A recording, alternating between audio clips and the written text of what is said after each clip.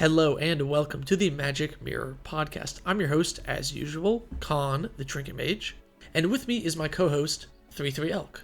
Hello. And I have my other co-host, Salubrious Snail. Hello. Glad to have you both here today, because we're talking Aetherdrift spoilers. The new set is completely out, I believe, right? Is it?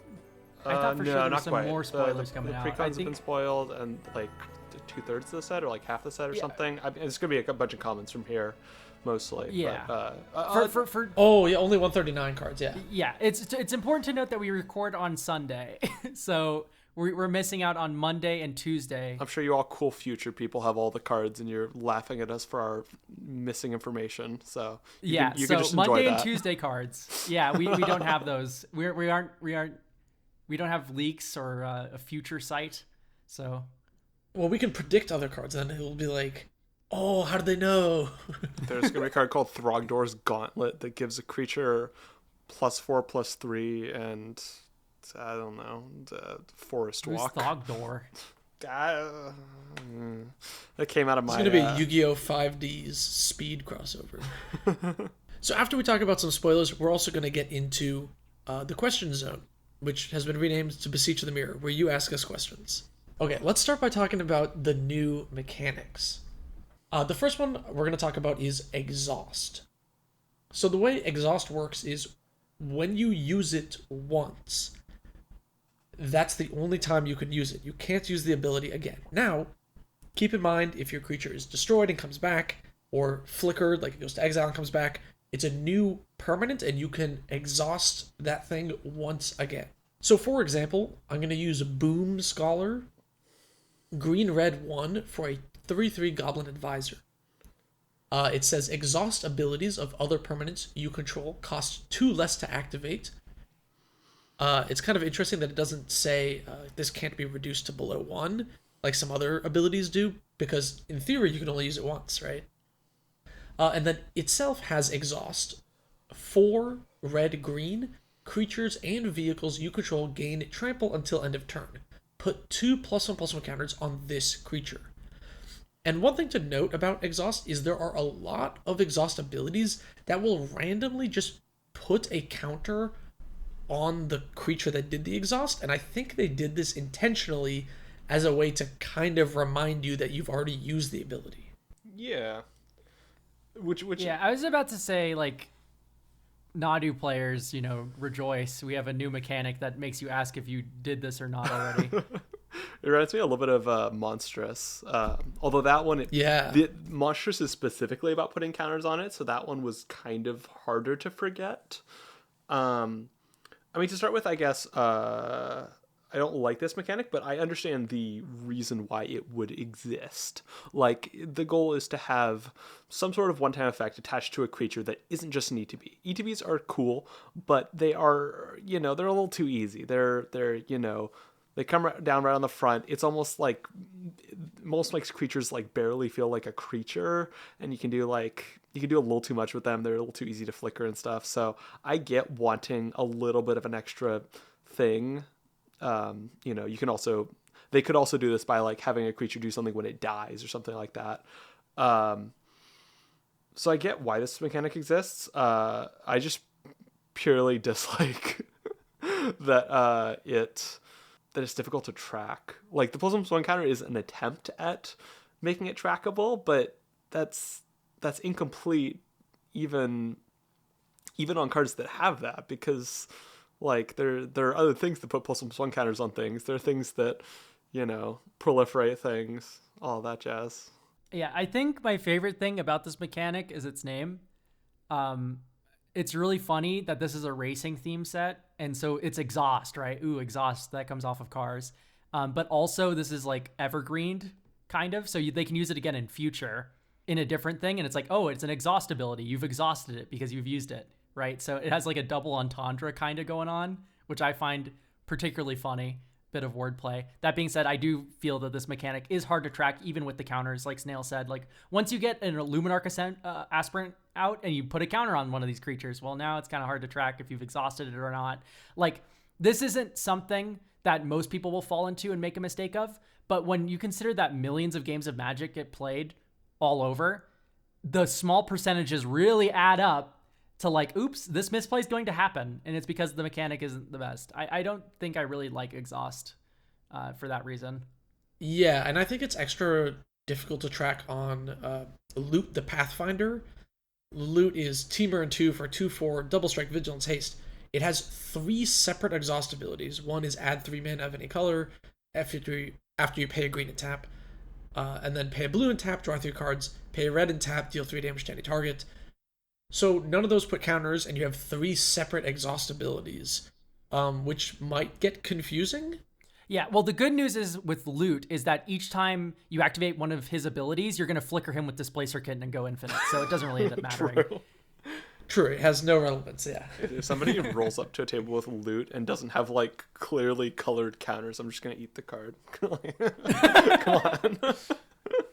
I'm going to fold Loot into a paper football and fling him across the room. Yes. I'll bring a pen and I'll just cross out the exhaust abilities when they use it.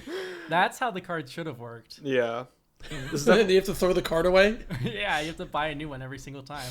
Oh man, don't give Wizards any ideas. It's definitely the sort of mechanic that I could see it working out fine in like standard or limited or something, but in EDH, there's already a million things going on. Don't give me more things. Oh, yeah, that's true.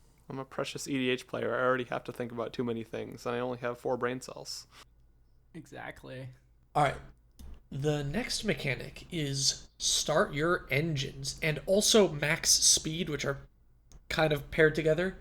Mendicant Core Guidelight is blue-white for a star 3 legendary artifact creature robot. Its power is equal to the number of artifacts you control. It has start your engines. If you have no speed, it starts at 1. It increases on each of your turns when an opponent loses life. Max speed is 4. And then it has max speed, which means when you have speed of 4, this is active. And then its max speed ability is whenever you cast an artifact spell, you may pay 1. If you do, copy it. So this reminds me a lot of Ascend and the City's Blessing. So the Ascend mechanic gives you the City's Blessing. So it's kind of like that. The start your engines mechanic, as your opponent loses life, it triggers once each turn, and you get to 4, and then you've kind of ascended and you gained max speed. You can't lose max speed once you have it. But do note that start your engines is a trigger that goes on the stack. You could, in theory, stifle a speed trigger and deny your opponent one more turn of max speed. Is it an enter the battlefield ability? Does it get Hushbringered and like Torpor Orbed and Elish Norned? Like, can it not trigger? I actually don't know. I wouldn't think so based on looking at the card, because it doesn't mention it as a... it doesn't say enters. It just says if you have no speed, it starts at 1. Because I don't even know if the first, like, the start your engines is a trigger. The going up definitely is, but I think the first start your engines is a trigger. Just not an I would imagine it's not an ETB, or else they would say ETB. But anyway, none of this changes the fact that this mechanic is weird. We have so many like out of game trackers already. We have Monarch, Initiative, then we have, of course, City's Blessing, and now we have Speed. And I don't know, it's a lot of cards. Day, night. Ugh. For me, I feel like this mechanic is trying to incentivize aggro and attacking. Right? Ooh, you only get increased speed when you ever an opponent loses life, right? The thing is that losing life and dealing combat damage, or dealing any damage, in fact, instead of just losing life, is way easier a threshold. You have a Blood Artist. You ping someone for 1. Okay, great, my speed went up. Instead of just like attacking. Like, I think this mechanic is like, would be the healthiest doing. It's like, that's not speedy at all. I just pinged you with the Blood Artist. I'm sitting back on my Orzhov pillow fort. Pass. I mean, you have to do that 3 turns though. And this is EDH. Yeah. There's roughly 2 board wipes a second. Yeah, it's 3 turn cycles, right? Because it's only during your turn. I wonder if any modern players are going to learn about cracking a fetch land on an end step and triggering the speed. That'd be funny. I have mixed feelings about the mechanic. I do think that the fact that it's another thing to track is not great in its favor, although at least it's not like adding a whole sub game like something like Initiative or enter the dungeon or something. Mostly initiative, honestly, because that one involves all players. I think the idea behind the mechanic is interesting. It definitely pushes a tempo sort of game plan where you want to like get going with your start the engines. I don't even know if it's more of a tempo mechanic than an aggro mechanic. Like you want to like get on the upper foot, start your engines, just kind of push hard until you have hit those three things and are at max speed, and then you can kind of sit back a little bit. I don't know how, like I haven't examined all the cards here. I don't know exactly how powerful all of the max speed effects are, but it seems like you should be able to just like go in hard at first and then kind of sit back on your more powerful max speed cards, which I find interesting as a dynamic. I think promoting that kind of tempo-y game plan is interesting. So I don't know. I'm really looking forward to playing with it in limited. I think it's going to be a blast in limited.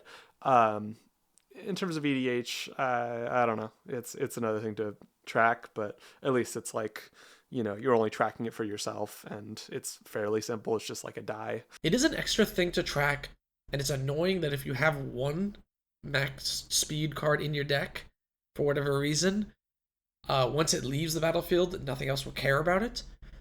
But I like that once you get to max speed, you just forget about it. It's like the City's Blessing, right? You're just done with it. Even if there's only one card in your deck that cares about the City's Blessing, it's kind of whatever. It's not like day-night where you have to keep thinking about it, because in theory, if the card comes back, whether it's day or night would actually make a difference. Or the initiative or whatever. So as far as outside the game mechanics, it can be easily tracked with a dice, and it doesn't like matter too much. I don't like these types of mechanics, but I don't mind this one as much. And I like that it's an aggro mechanic. I think that there's like a weird like flavor thing too. Like, what does this have to do with speed? I mean, in theory, aggro is going fast. Yeah, aggro goes fast. I have no flavor ideas beyond that, but aggro do go fast. You can't disagree with that. We're gonna link friend of the channel Attack on Cardboard's video in the description on the new mechanics. He goes over them in much more detail, and I'm very confident he's correct. So just default any rule stuff to his video. All right, I'm gonna start with one of my favorite cards. Vinwix Verbose Host. It's the homunculus. That's why I can't pronounce the first name. Blue and 1 for a 0/4 legendary creature. It has start your engines, you have no max hand size, and then max speed. If you would draw a card, draw 2 cards instead. So I think this is a really cool commander, because in theory, you have this max speed wants you to play cheap, aggressive creatures and attack, right? But this is an 0/4, so it doesn't actually really help with that. And then it doubles your card draw, which is great for mono blue, but to get to the double card draw, you have to aggro. It seems like it has like these two, it's like a weird, like what, mono blue tempo aggro deck? It's very strange as a commander. There was a deck for a while that ran, it was during Ixalan, Enduring Curiosity. It was 1 blue, or not Enduring Curiosity, sorry. I'm thinking of... Curious Obsession? Curious Obsession, thank you. Yes, the aura. So it's 1 blue, gives +1/+1, and if it didn't attack that turn, you sacrifice the aura. But each time it does combat damage to a player, you draw a card, right? So you have all these cheap little evasive flyers, and you equip them with curiosity effects like this, and you ping your opponents down to death eventually, and you hold up interaction. This is, I think, how this is going to play out. Yeah, strikes me as like a Flying Man plus Bidence card. I don't know if there are other things you can do with it, really. Yeah, the bad news for this archetype is that it really has a hard time burning through 120 life points versus 20 in a 60 card format. Yeah, that's why I'm interested in this, because it's really bad. Like, Flying Man is not a good archetype in EDH, especially limited to mono blue. So I feel like as a commander, this is pretty tricky to make work. Yes. So I'm kind of curious. Yeah, the weakness of that deck, though, it wasn't like value. It was like finishing the game. So yeah, like adding a value piece into the command zone doesn't really help, I think. I don't know. I'm curious what Snail thinks. I mean, I think the card is interesting as commander, as a thought experiment. nothing on the text of the card gives me any interest whatsoever, really, outside of, the intrigue of, how do I build a decent deck with this? I've never been a fan of maximum hand size increasers, and I'm not a wide player of, what's the 4-mana enchantment called that doubles your draws? Like, I don't know. It's just Fairies, Ageless Insight. It's just like classic, like, escalation stuff. I don't know. I think there are more interesting ways to build decks than running that sort of thing, but... You said there's nothing on the card that interests you. What about that flavor text, though? Start your engines. No, I don't hate it or anything. I just like my emotional response to looking at that card was like, okay, cool, next. I'm happy that we have another homunculus. I guess they're kind of cool. All right. Well, why don't you guys tell me about the super cool, better cards? I'm fine with the homunculus. It's just not my personal cup. Yeah. Well, let me tell you about Caradora, Heart of Alacria here. I've seen a lot of people going like, "Oh, great, another Hardened Scales." Yeah, but like also her first ability is cracked. That first ability is crazy. So Caradora says. When she enters, you may search your library for a mount or vehicle card, reveal it, put it in your hand, and then shuffle. Her second ability is Hardened Scales. Whenever one or more +1/+1 counters would be put on a creature or vehicle you control, you put that many +1 instead. She is 2 green, white for a 4/2. Okay, so what do you get with her? There are 2 cards that are very good with her. Golden Argosy and Fortune Loyal Steed. Both of these cards, Fortune when saddled, Golden Argosy when crewed, when they attack, you get to flicker the thing that crewed it. So in this case, it'd be Caradora, and you would get another tutor. So what's in this toolbox that you can repeatedly grab? Mysterious Limousine's another flicker for Caradora, but it's also an Oblivion Ring for opponent's creatures. Hovership is great removal. This is unidentified hovership from Duskmourn. It enters, it exiles a creature with 5 or less 5 or less toughness, rather. And you have so much Grave Hate. You have Unlicensed Hearse and Nautiloid Ship in the vehicles package. So there's a lot of utility here. Secondly is finishers. So I've been passing around a couple ideas for finishers for this deck. Of course, you have Parhelion 2. Just makes huge angels, and you can kind of just push this into play with Kona, Rescue Beastie from your hand. Very easy to tap Kona with crew. But also, you can discard it to a Smuggler's Copter, which is also in the crewing package, and you have One Last Job and Tune Up, which both reanimate a vehicle. So you have that finisher, and then the much more simpler one is you can run any permanent flicker package with cards like Felia, Flicker Wisp, whatever, stuff that flickers any permanent, and you can run Night Paladin from Warhammer. It has rapid fire battle cannon. When it enters, it deals 4 damage to each opponent. So you can just keep flickering the Night Paladin over and over again. And you can also crew the Night Paladin and then put it in the Golden Argosy and then attack with the Golden Argosy after crewing it with the Night Paladin. So you can flicker it that way too. So there's a lot of stupid like loops you can do with Caradora, and it just has me so excited. I was gonna say it's like a fun blend of like a tutor plus like an escalation effect. That's kind of neat. I still can't believe they named a card Golden Argosy. That's crazy. You don't gotta pronounce it like that. Yeah, and I mean the +1/+1 counter stuff isn't completely dead either. I think, for instance, the best curve with this is going to be Gyre Sage or Heronblade Elite, which are both dorks that tap for more mana equal to their power, and they both grow when Caradora enters. So you're going to have 3 mana to immediately play Fortune after playing Caradora on curve after either of those 2 cards, which is like really strong. I was just going to say, this is one of those commanders that you don't really have to upgrade very often. You just wait till another vehicle set comes out or mount set. Yeah. And then otherwise you just ignore it. Snail, why don't you hit us with one of your favorite cards from the set? Yes. I have a very simple one I like. It's called Full Throttle. It is a 6 mana red sorcery that says, after this main phase, there are 2 additional combat phases. At the beginning of each combat this turn, untap all creatures that attacked this turn. And I like this card because I like additional combats, and I especially like additional combats that are more in the style of this card, where it is a like big top-end parity breaker. I think a lot of the times when they've been printing additional combat phases, usually the ones that get played the most are going to be the ones that are like on a creature. It's like it's effectively like a damage amplifier over time, it feels more like. So like fear of missing out. You had the one from the D&D set, Karlach, or the Baldur's Gate set. And I love additional combat phases as a parity breaker. I think it's, in concept, it's comparable to something like an overrun style effect. But I find it much more interesting and textured because, opponents need to kind of think about how they're going to navigate this onslaught of creatures. It doesn't just turn a bunch of tokens into a wall of unstoppable stuff. There's a little bit more intrigue there, and I'm kind of excited to see them printing increasing amounts of this, and especially like a bigger version of that additional combat effect. I like the card. So like Snail said, I like that it's just like a one-off burst of like, let's go. It's not a combo piece, right? It's just like, I am a red, I'm going to attack deck, and this rewards me for attacking, which is like perfect, great. I love cards that reward attacking, and this is just like one of like a good example of a design that does that. It's not a Morog, it's not a one of these other repeated like extra combat enablers.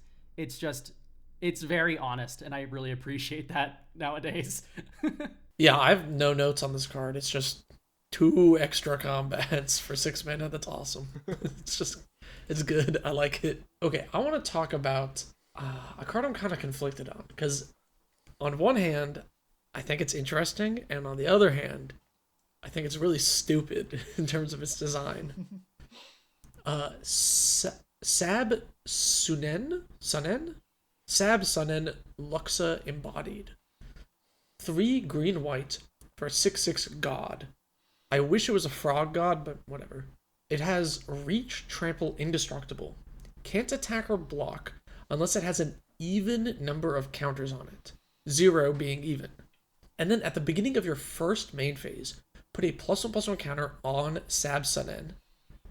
Then, if it had an odd number of counters on it, draw 2 cards.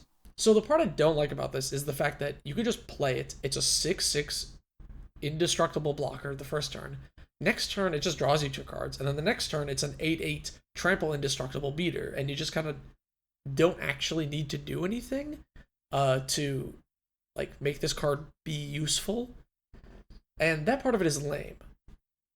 On the other hand, it's kind of cool, right? It gets a counter, and then you want to place 1 counter on it specifically. You don't want to, double the placing of counters, because then you have 3 and you have an odd number. Or you want to remove a counter, and then like you can kind of go back and forth and move counters around, which is kind of cool. Also, the piss frame looks really good on this. I hate the P frame.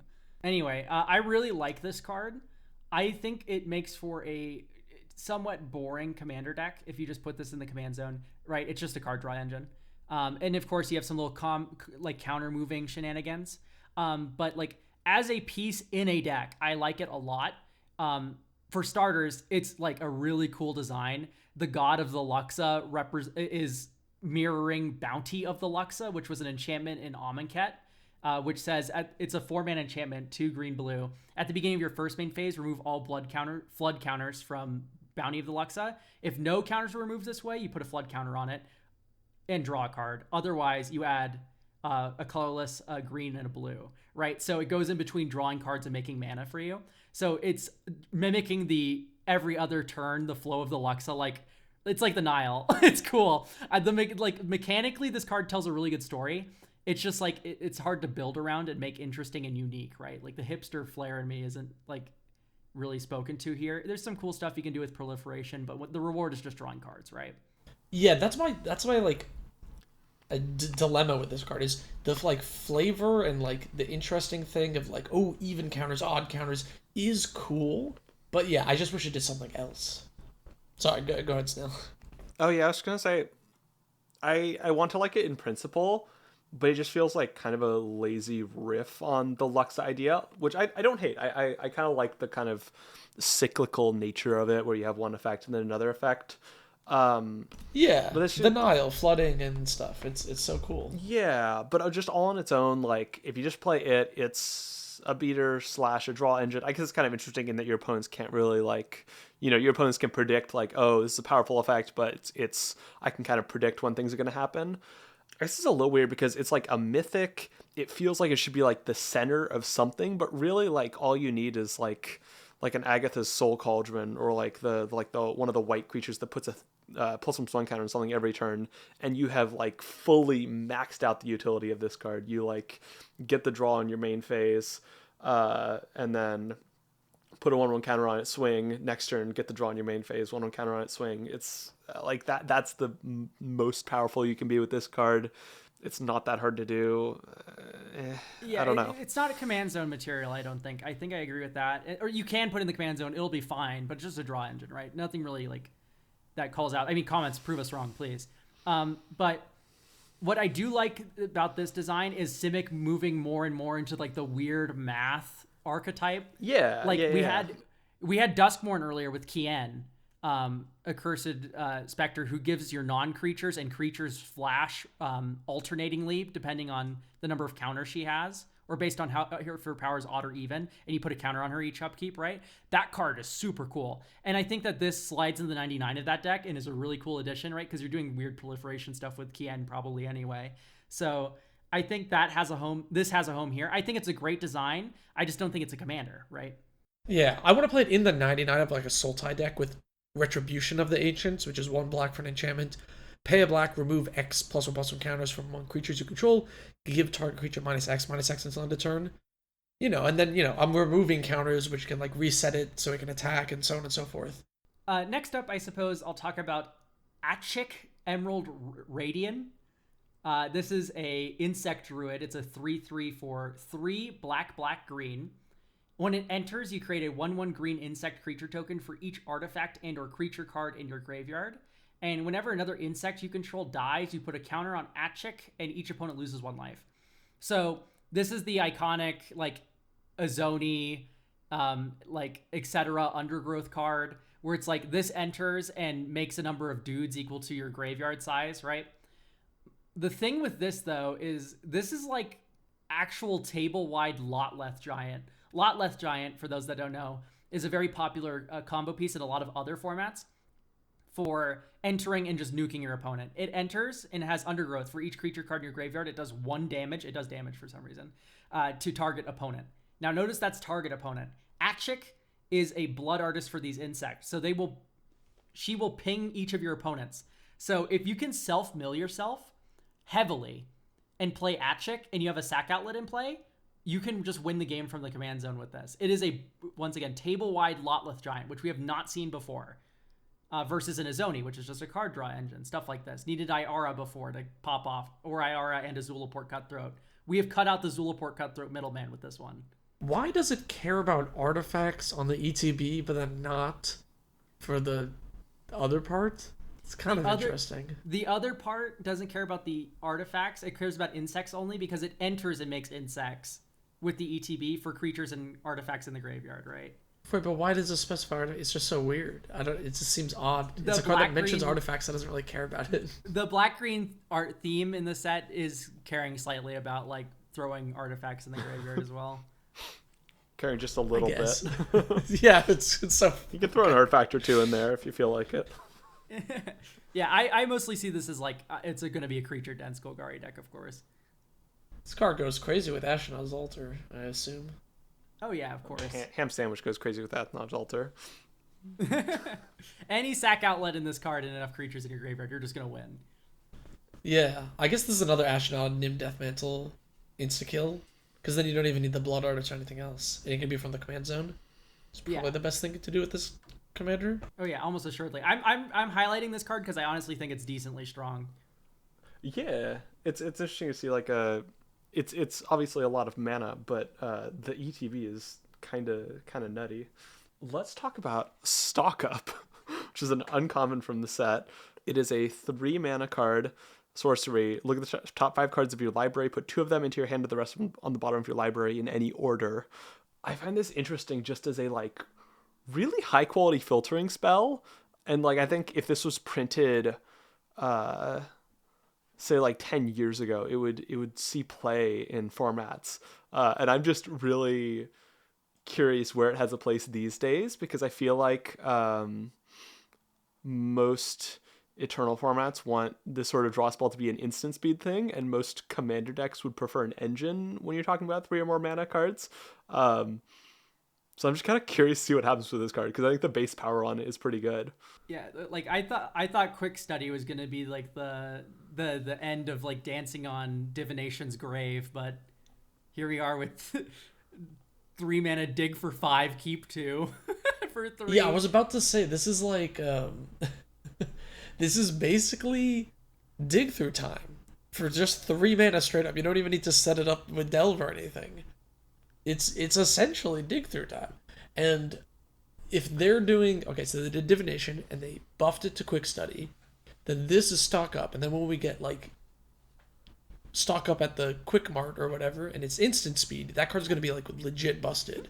It's gonna be an uncommon. It's gonna like show up in like many formats. See, I feel like my theory on this is that they're just testing draw spells, just testing like single use draw spells, seeing how they do, and then planning out a new one the second it comes out.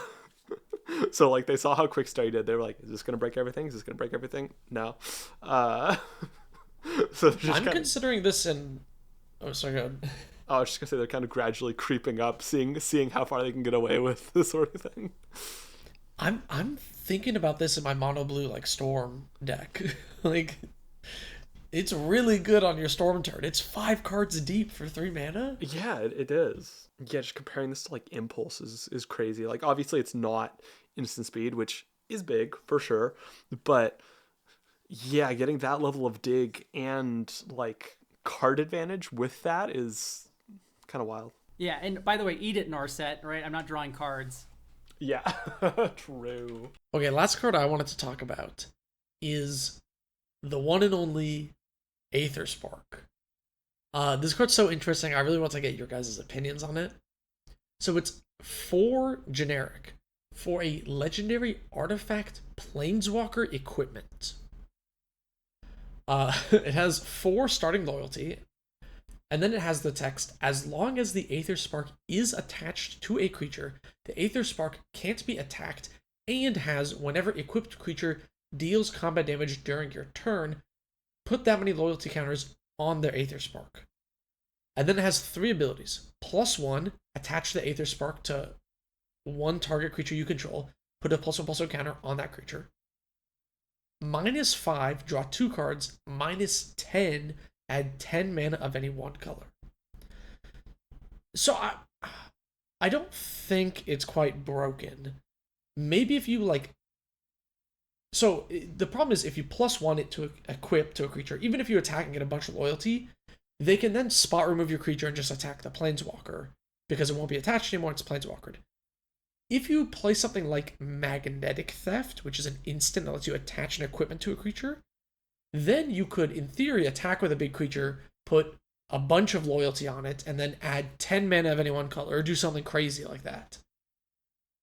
Is there any play with this, or am I just... Is this just crazy for Commander?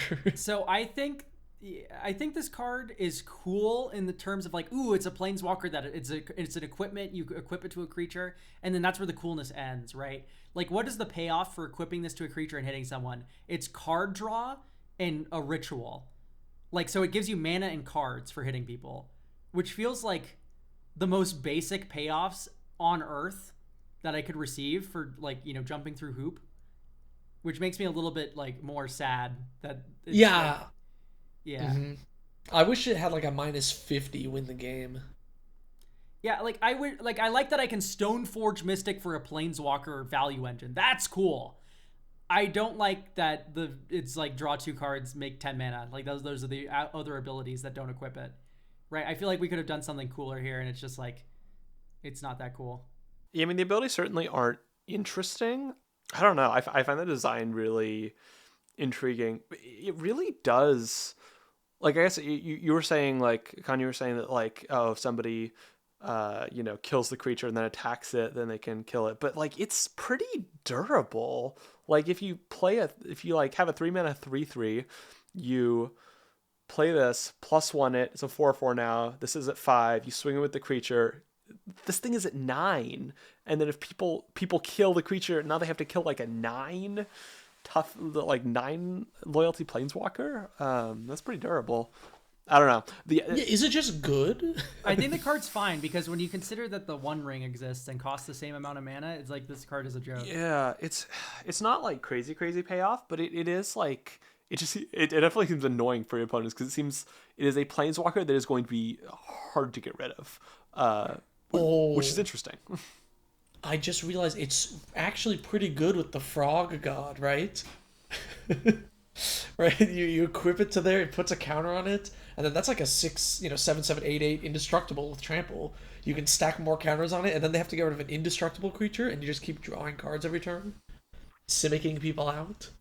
Yeah, I can see a world where like you basically get to, you have it on like a 5/5 or something, 6/6 7/7, and then you're just drawing 2 cards every single turn, which definitely decent and is not bad for like a planeswalker that you probably just got an initial +1/+1 counter or 2 off of. Is this the first artifact planeswalker?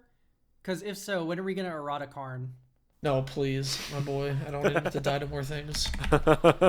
True. You can fabricate for him now, though. There you I go. guess. But he's War not of good Invention Karn on your end step.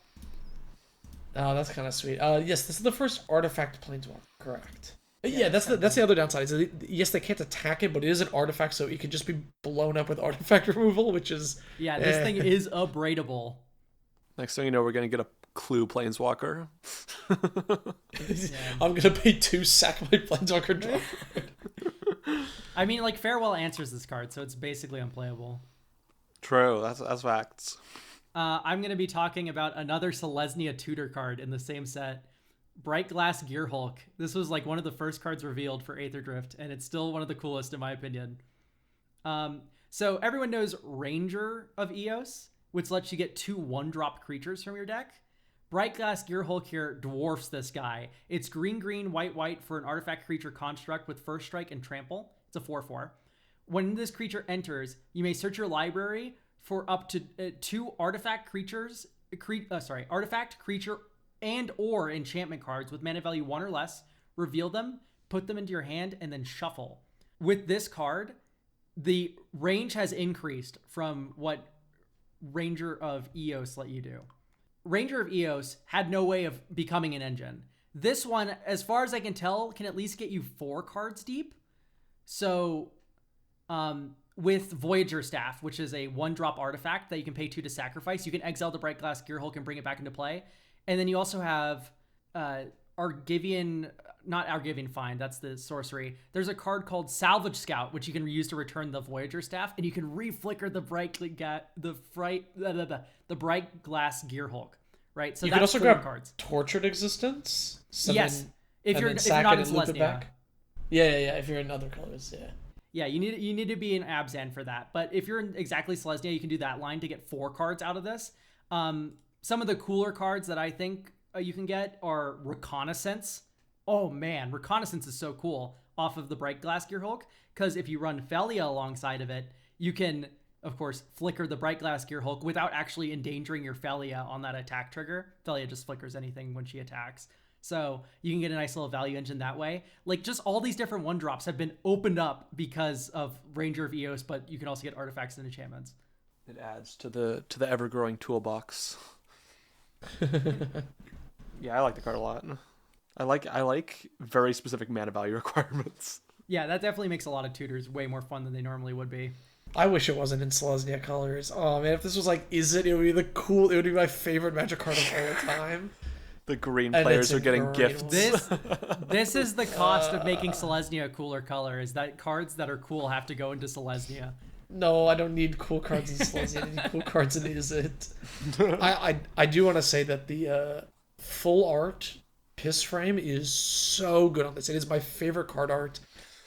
I mean, it's one of my favorite card arts of all time. It just looks phenomenal. The P frame is like the funniest thing about this set to me. It's so cool. Should we give our opinions on the yellow frames? I love it in a Schadenfreude way. I don't feel like I can give an opinion until I have it in my hand. I just don't have a sense of what it... Like, I can look at it and go, that looks horrible, but I can't confidently say it looks horrible until I have it in paper. I think I like it. I think I like it. I'm looking at the basics, and I think I'm gonna try and get as many of these as I can if they're not like too expensive. They're pre-ordering for like $15 each, which probably means I'm like not gonna be doing that. But I would love to have, because right now, whenever I foil out the like basics for a deck, if I play any basics, um, I get like mirrored in foils because I just think they look so good. But this might actually replace the mirrored in foils. Like they're so sweet. Are you a dragon? What about the gold is so appealing? I don't know. I just think I like my like lands to really stand out, especially basics. Like I want basics to look crazy. Um, and I just think if I had like mono if I was like mono black and I just have all of this like raceway yellow from like my my whole board, it would be so sweet. Oh man, I want this for my Heliod deck Perfect. because it's all planes, only basic planes for the whole deck. So it'd be so cool. Perfect lands for King Makar the Gold Cursed, actually. Yeah. Anyway, Snail, you have a final card, right? Oh, yes. I will say about the lands though. It goes good in a monocolor deck.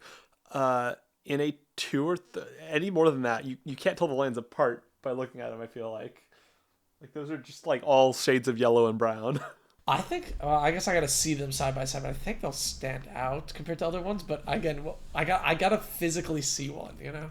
It's the same reason I can't do a blue black deck with the full art lands from Lost Caverns of Ixalan because the swamps look like islands.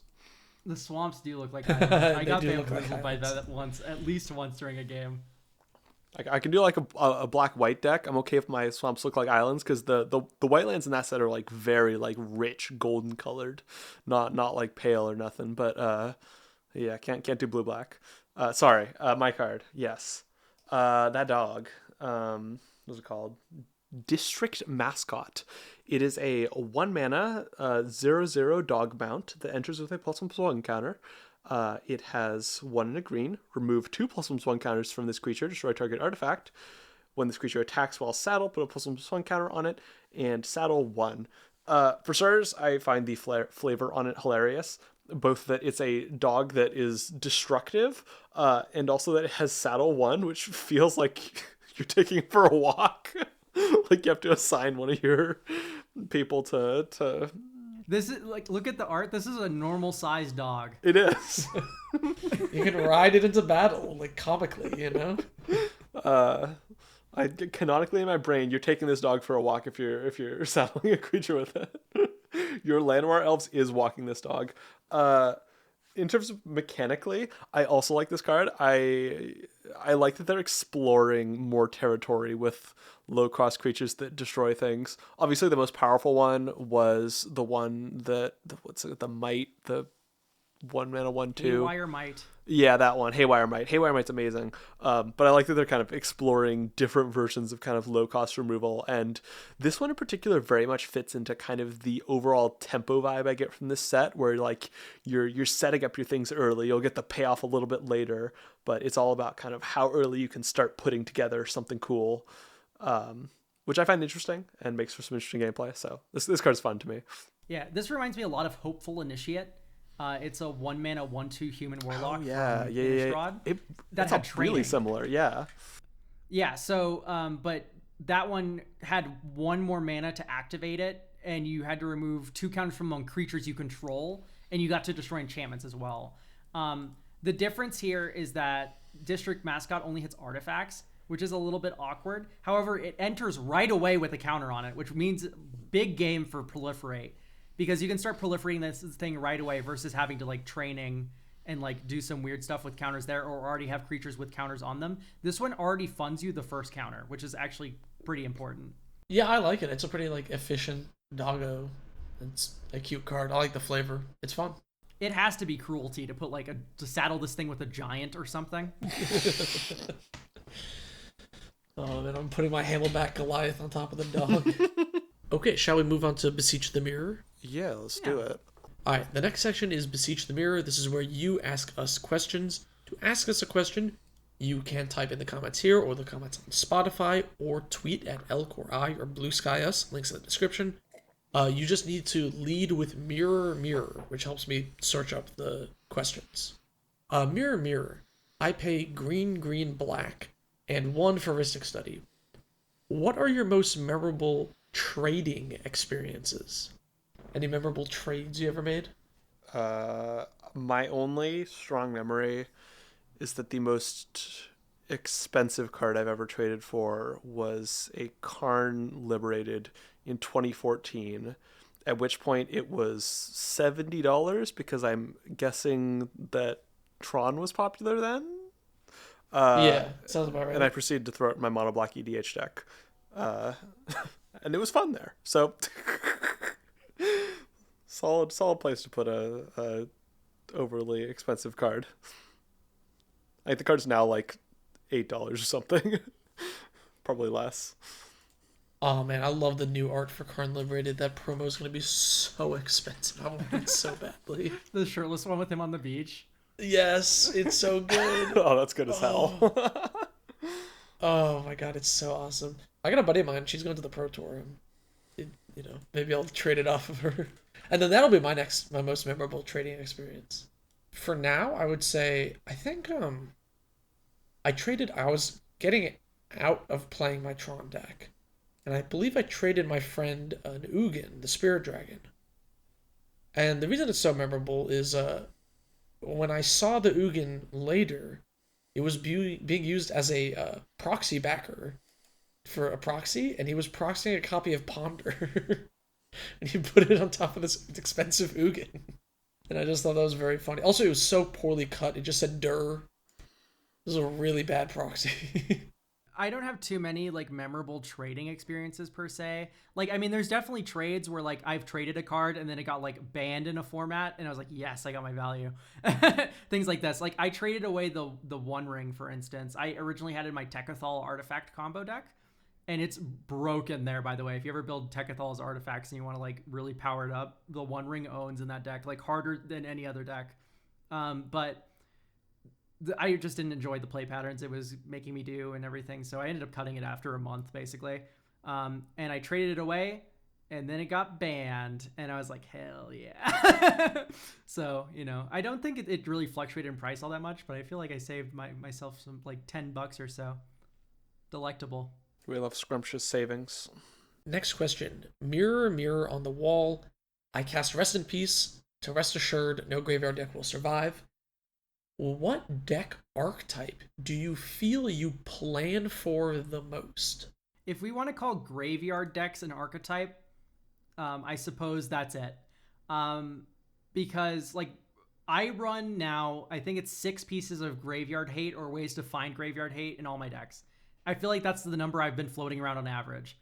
I have, like, it's mostly because I've been, like, really up on tutors recently. Like, my Green Sun Zenith, Chord of Callings, Trinket Mages, right? All these sorts of, like, toolbox packages. And then you just throw graveyard piece hate in there, and then bam, you're good to go. But also in decks where I don't have toolbox packages as much, I still have loads of graveyard hate, I find. And it's often just incidentally stapled on other cards. A good example of this is Blessed Respite, like one of my go-to like green staples. It's a fog, and then also target player shuffles their graveyard into the library. So it's like an endurance trigger. You know what's the worst, best Trinket Mage target for graveyard hate? Phyrexian Furnace. It's an artifact for 1 generic. You can tap it, exile the bottom card of target player's graveyard. You can also pay 1, sack it, exile target card from a graveyard, draw a card. Which means you have to lead the game by letting everyone know they can't reorder their graveyard. Why would you do that? That's rude. But yeah, I feel like graveyard hate is criminally underplayed and should be played a lot more. Yeah, that's possible. I don't know. I always pack the tools I need to take down a stupid snowbally mid-range deck that's going to try and explode out of control. Yes. I love to dismantle that. Lots of spot removal for engines. Yeah, same. Honestly, I feel like it's just early game spot removal is what I pack, because I feel like most players are like, I'm gonna play my commander and it's gonna win me the game, and then you remove it and they lose. So it's like free wins to do that. Yeah. Yeah. So I guess the correct answer is to be prepared for Magic the Gathering decks that are running Magic the Gathering cards by running removal that hits everything. That's probably better than preparing for Pokemon decks, I would say. Oh no, I was just gonna say, speaking of Graveyard Hate, I found a card that I need to order for my stupid budget decks. Urborg Scavengers. It's kind of similar Soul to Flare. Is this the Soul Flare or Orberg Scavenger? Yeah, yeah, it is. Yeah, they got the funny art. It's a really funny little it's like a couple of very funny looking guys who are like, Yeah, Have they're you seen the Urborg alt spirits. art? The alt art is so goofy. oh, that's good. I need that. Dude, it's like an extra 50 cents, if it's within budget. Oh my god. See, but I also just love both versions. I love, just They're both good. looking at that. You should run 2. True. There's actually a legendary Urborg spirit card. I forgot the name of it. That has that same kind of creature, right? These are the spirits of Urborg. I love it. But it's alchemy only. It's only on Arena. Oh, that's a bummer. I like them. They look like friends. You see the art on Urborg Uprising? I'm sorry. Look at this Urborg spirits. These little dudes. Zombies. They're rising up, I guess. Oh, that's awesome. That's good. I like that. Shall we wrap up the podcast? Sure. Yeah. Sounds good. All right, let us know in the comments below your thoughts on Aetherdrift. Let us know what you think of the yellow frames. I'm curious. We need piss frame opinions. God, there's got to be a piss frame of the Golden Argosy.